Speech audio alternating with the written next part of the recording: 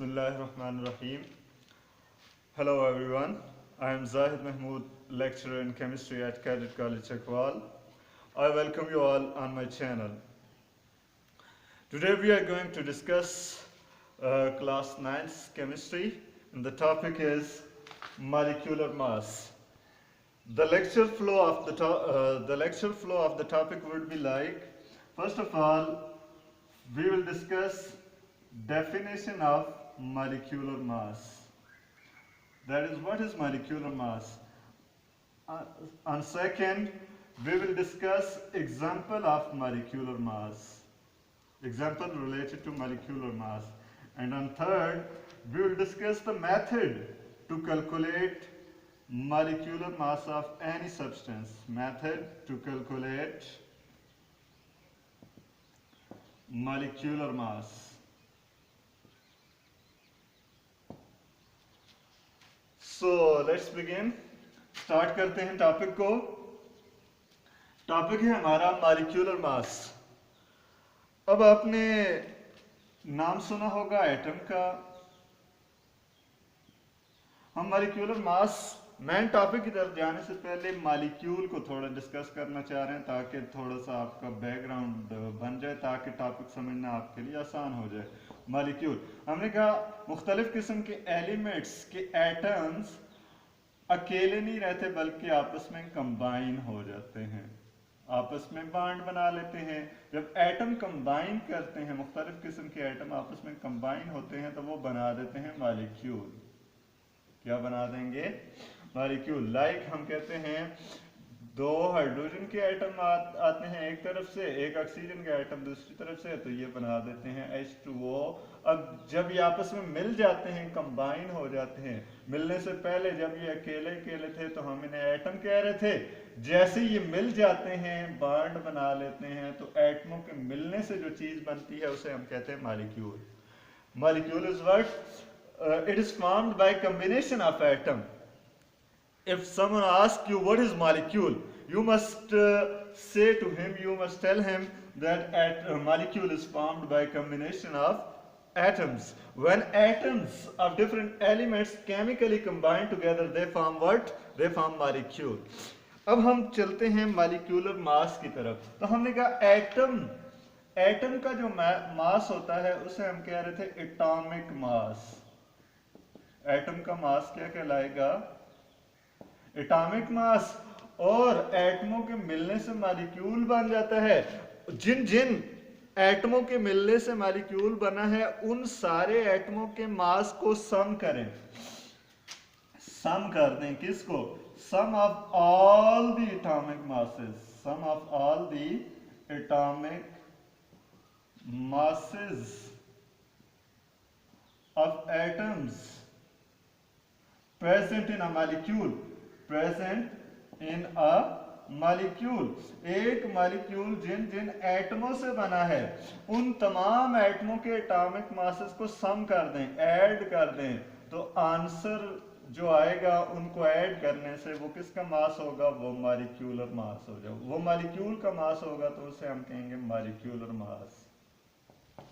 तो ये molecular mass की आपके पास पहले डेफिनेशन भी आ गई. डेफिनेशन क्या है मॉलिक्यूलर मास की? कि it is sum of all the atomic masses of atoms present in a molecule. एक मॉलिक्यूल जिन जिन एटमों से बना है उन एटमों के मास को, उन एटमों के एटॉमिक मास को जब बंदा सम कर लेता है, जमा कर लेता है, तो उसके नतीजे में जो आपके पास आंसर आएगा, उस सम का जो फाइनल वैल्यू आएगी, वो मॉलिक्यूल की मास, मॉलिक्यूलर मास होगा. एग्जांपल के तौर पे आप ले लेते हैं वाटर है, ये बना है दो हाइड्रोजन और एक ऑक्सीजन. फॉर एग्जांपल जब आपस में मिलते हैं तो आपके पास बन जाता है H2O. अब अगर हम देखें दो, एक हाइड्रोजन का वजन है 1 AMU. मास, एटॉमिक मास की यूनिट है 1 AMU. ये एक की बात कर रहे हैं. इस तरह एक ऑक्सीजन का मास बन रहा है 16 AMU. एक ऑक्सीजन है वो है 16 AMU. अब ये जाहिर सी बात है, एक हाइड्रोजन का वजन 1 AMU है, दो हाइड्रोजन हो जाएंगे तो 2 AMU हो जाएगा, और एक ऑक्सीजन का हमने कहा 16 AMU। ये दो। अब हम जब वाटर के मॉलिक्यूल का मास निकालेंगे, हमें एटमों का मास पता चल गया, ये मॉलिक्यूल का मास हम जब कैलकुलेट करेंगे तो मॉलिक्यूल जिन जिन एटमों से बना है उन एटमों के मास को हम जब सम कर लेंगे, जमा कर लेंगे, प्लस कर लेंगे, तो जो आंसर आएगा वो हमारे पास मॉलिक्यूल का मास होगा। फॉर एग्जांपल हम कह रहे हैं वाटर दो हाइड्रोजन के एटमों से बना है, एक ऑक्सीजन के एटमों से, तो दो हाइड्रोजन के एटम्स का वजन है 2 AMU, मैस है 2 AMU, और एक ऑक्सीजन का मास है 16 AMU, तो वाटर का मास हो जाएगा 2 + 16, कितना आ गया 18 AMU। एग्जाम पहले आपके पास डेफिनेशन आ गई, डेफिनेशन आपके पास ये है, उसके बाद एग्जांपल, एग्जांपल में आप लिख देंगे molecular mass of water is what, water का मॉलिक्यूलर मास कितना है। एग्जांपल आपके पास क्या आ जाएगी, एग्जांपल में आप लिखेंगे मॉलिक्यूलर, अब मैं इसको शॉर्ट करके लिखता हूँ, जगह कम है, मॉलिक्यूलर मास ऑफ H2O कितना 18 AMU, ब्रैकेट में लिख दिया, या ब्रैकेट के अलावा भी आप लिख सकते हैं 18 AMU। अब वाटर के अलावा और भी किसी की एग्जांपल ले सकते हैं। फॉर एग्जांपल हम ले लेते हैं मीथेन। मीथेन का फार्मूला है आपके पास CH4।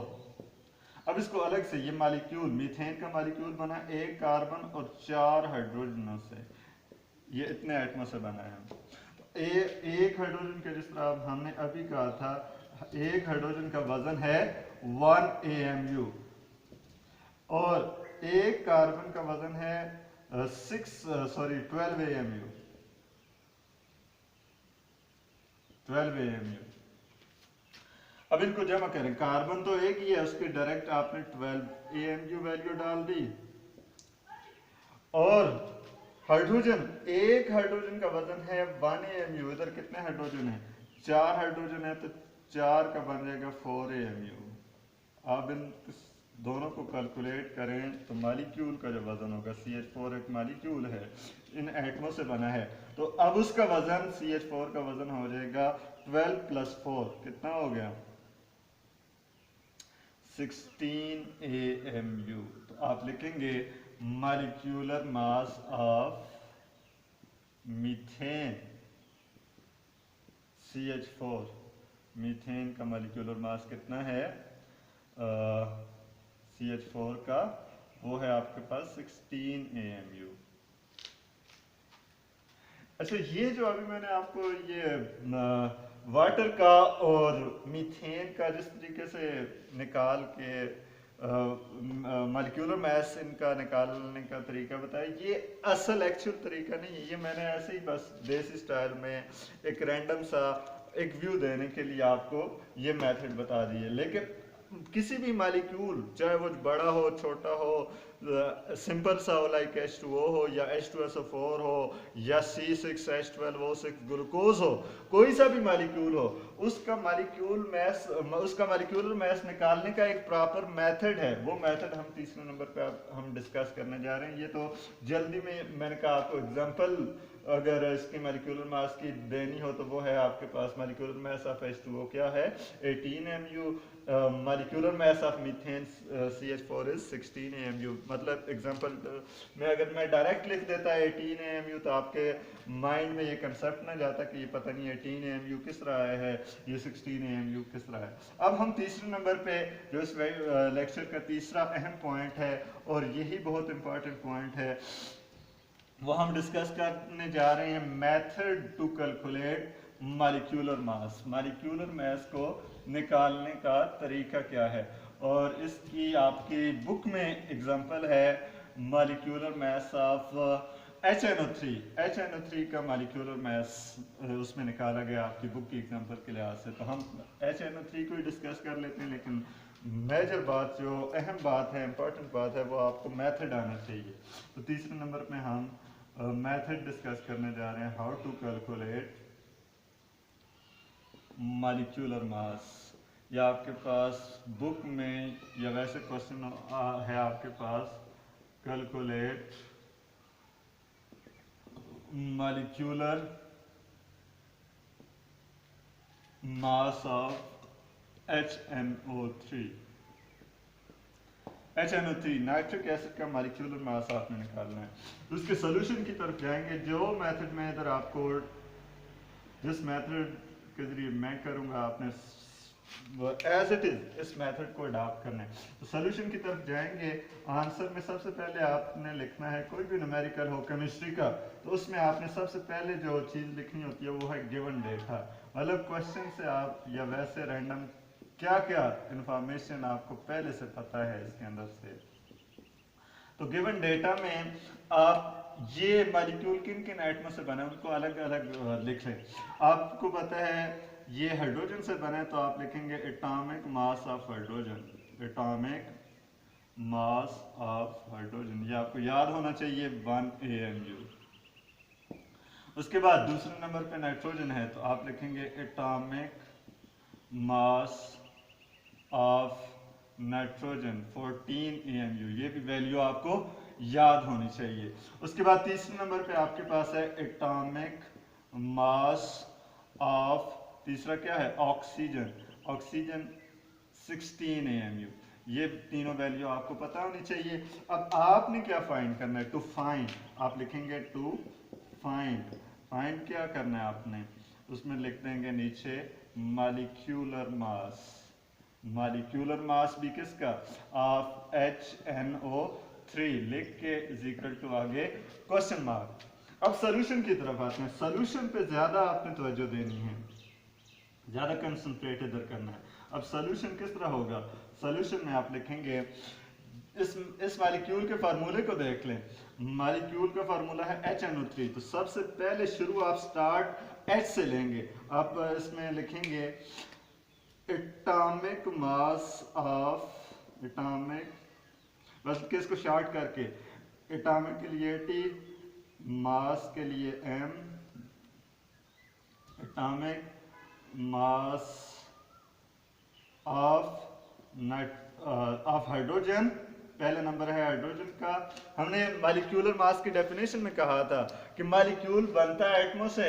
तो मॉलिक्यूलर मास जब हम निकालेंगे, मॉलिक्यूल का मास जब हम निकालेंगे तो वो मॉलिक्यूल जिन जिन एटमों से बना होगा उन सारे एटमों के मास को हम क्या कर देंगे, सम कर लेंगे, प्लस कर लेंगे। तो इधर भी इस तरीके में हमने यही इस मेथड में हमने यही तरीका अडॉप्ट करना है। अब सबसे पहले है हाइड्रोजन, तो हम कहेंगे एटॉमिक मास ऑफ हाइड्रोजन, दूसरे का नंबर उसके बाद है नाइट्रोजन, लेकिन दरम्यान में क्या करेंगे, plus. Atomic mass of hydrogen plus आगे आ जाएगा एटॉमिक मास ऑफ नाइट्रोजन, फिर ऑक्सीजन का नंबर आ गया तो तब भी दरम्यान में प्लस। लेकिन मसला ये है हाइड्रोजन एक था तो उसको एज इट इज लिख दिया, नाइट्रोजन एक है एज इट इज लिख दिया, लेकिन ऑक्सीजन एक नहीं है। एक होता तो डायरेक्ट हम लिख देते atomic mass of oxygen. Oxygen कितने हैं, 3 हैं।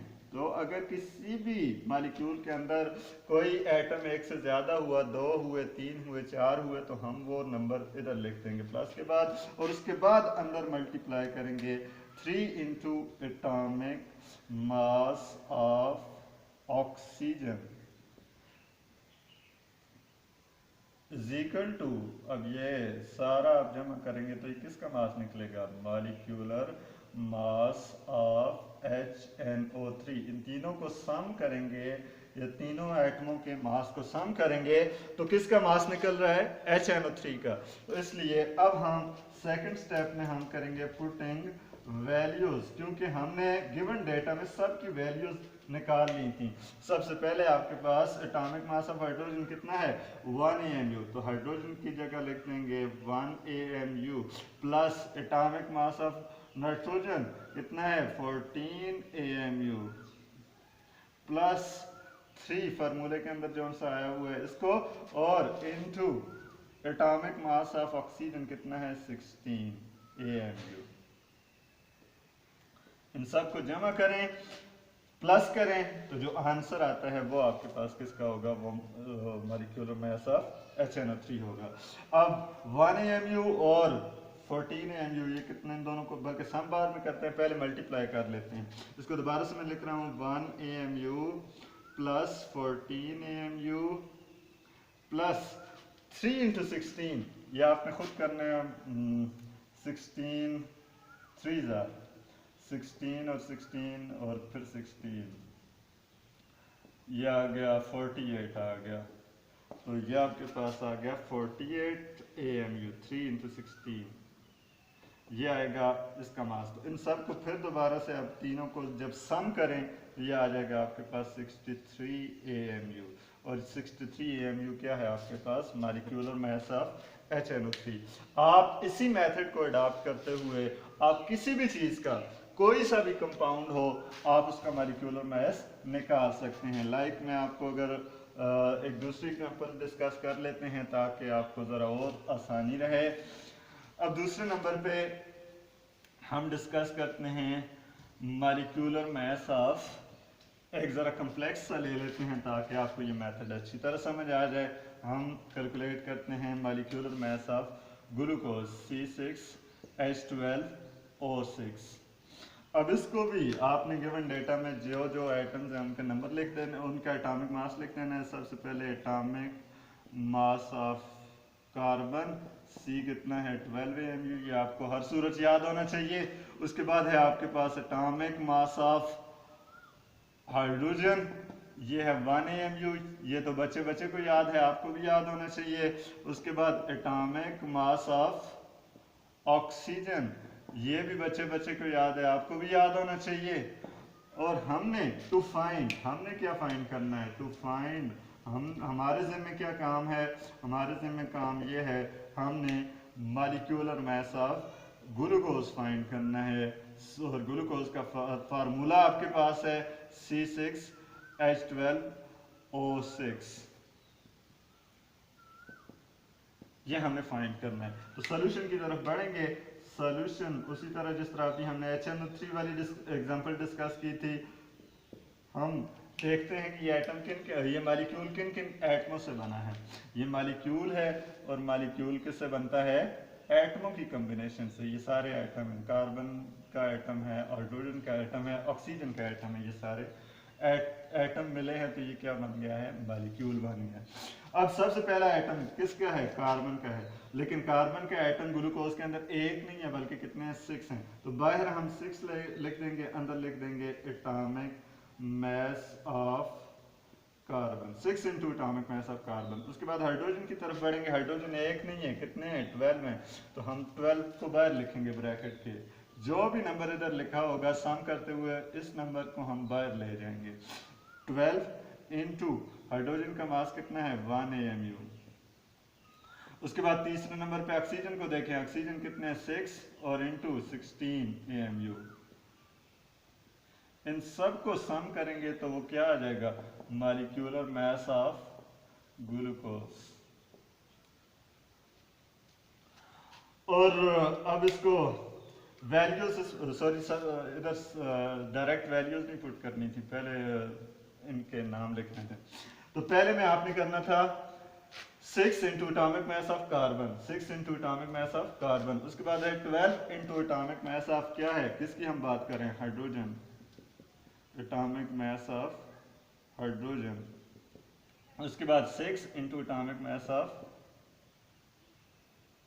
ऑक्सीजन।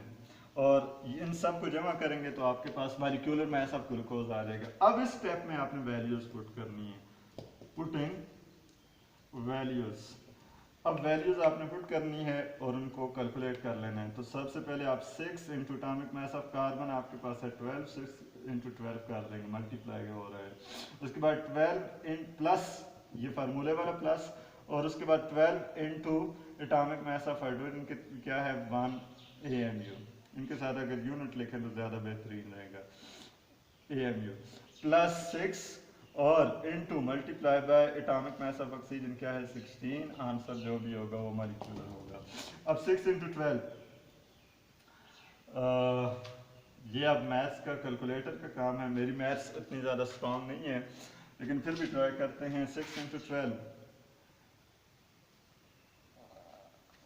इसको देख लेते हैं।